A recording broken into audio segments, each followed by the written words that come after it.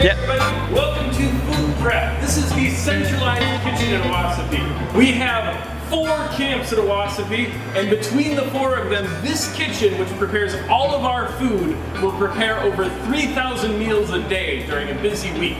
Between 15 and 20 people work here just as kitchen staff for the entire summer season. So let's imagine that you are food. Where would it start? A surprising fact for a lot of people is that Food Prep will start producing a meal around 24 hours in advance. They will do things like taking chicken tenders out of the freezer to thaw, or taking vegetables out of the cooler to start pre-chopping them. They're always working ahead so that if they run into a hiccup or a glitch, they have time to spare. So what's going to start is they're going to pull the food out of the refrigerators. We have 2 large industrial refrigerators along with 1 large industrial freezer. We have the capacity to keep over 100 gallons of milk, thousands of pounds of fruits and vegetables and eggs and dairy and meat. We get the food delivered twice a week. So any food that you would ever see in these would be moving out within the next 3 days. This is a preparatory table. This is where they will do things like put products onto sheet pans where they can be put into convection ovens. Alright, all 3 of these have a tremendous number of racks in them. So basically when they are preparing a big meal, we'll see every single one of these racks with a tray completely filled with food on it. You might see 500 pieces of chicken just in this one stove.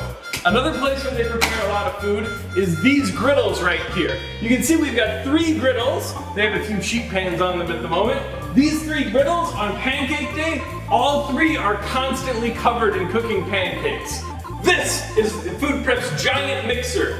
This can be used to make tremendous amounts of cake batter or bread or anything they would like. Again, when you're cooking for 1,000 people a meal, it doesn't make sense to use a thing this big. They will use this and other equipment this size to cook. Another example of our oversized equipment are our boiling kettles. We have 2 large ones and there's also a 3rd small one.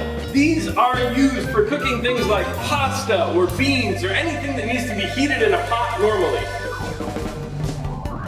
So, let's imagine you are a chicken tender on your way to be eaten by a scout. The Food Prep staff has just finished cooking you, they've pulled you out of here. The first important question is, where are you going? The same food gets shipped to all of our camps, but because we have different dining systems, how it's packaged is different. If you are going to Blackhawk, they will be put in a large, very large steam trays, and then put in the warmer to be held until it's time to serve. If you are destined for Wolveriene, or also for the Reneker staff, life will get a little bit more complicated. Hanging on the wall somewhere, the Food Prep staff will have a count for how many scouts and how many adults are in every campsite.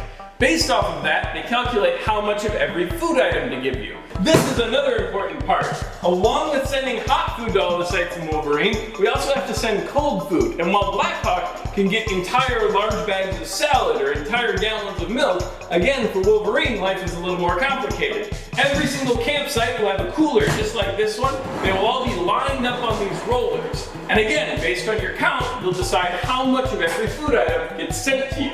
First, I need to make sure that every single thing I put in this hot pack says Wolveriene 17 on it. If it has a different number, we have a problem. Also, I need to check that they get every food item. So for instance, if this meal had peas and chicken and nothing else, I'm good. Load this hot pack up. If it has more than that, I have a problem. So all I do is I drop this in the water, I throw the lid on, I clamp the lid down, and now we're ready to put it in the van. At this point, the Blackhawk food has been loaded into large Cambros and is being delivered, and all of it gets delivered straight to the dining hall. The Reneker food is also loaded in its own Cambro and taken straight to the Reneker staff. But when we pack for Wolveriene, we have to be a lot more careful so we don't mess ourselves up. What's important as you do this process is they need to go in the proper order. If they do not go in order, when you pull up to a site, you're gonna have to dig for your Cambros and then dinner will be late. We are ready to go. How we're gonna drive is we start at site 17, we go around through to site 25, and at site 25 it loops back to 1, then we're gonna go to sites 1 through 16, keeping track of where troops actually are, so we only put food there.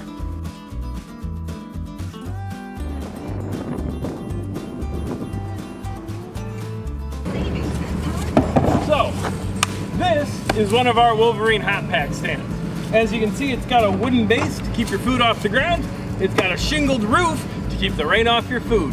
This is where we drop off food. This is also where an hour after mealtime we pick up the empty Cambros once troops are done with them.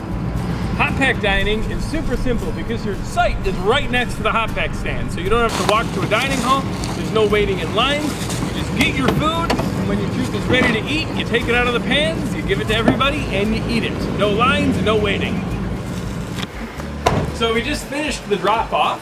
Hopefully everyone has their food at this point. About an hour after the meal, I take the van out again to pick up.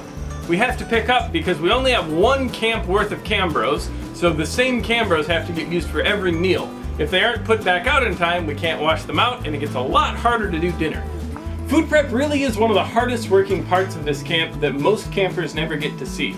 They're an extremely well-oiled machine that makes sure that you get food when and where you need it.